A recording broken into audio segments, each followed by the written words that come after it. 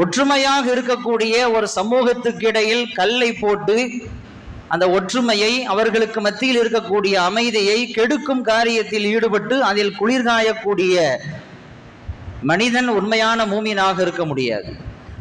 சுருக்கமாக சொல்ல வேண்டும் என்றால், ஒரு மூமின் குழப்பவாதியாக இருக்கக்கூடாது. அவனை கொண்டு சமூகத்தில் திருத்தம் ஏற்பட வேண்டும், மாற்றங்கள் ஏற்பட வேண்டும். ஒரு சமூகம் பிளவுபடுவதற்கு, பிரிந்து கிடப்பதற்கு, ஒரு குடும்பத்தில் பிரிவினை ஏற்படுவதற்கு ஒரு மூமின் காரணமாக இருக்கக்கூடாது. பிரிவினைவாதியாக, குழப்பவாதியாக ஒரு காலம் ஒரு மூமின் இருக்கக்கூடாது, இருக்க மாட்டான். உண்மையான மூமினாக இருக்கும் பட்சத்தில்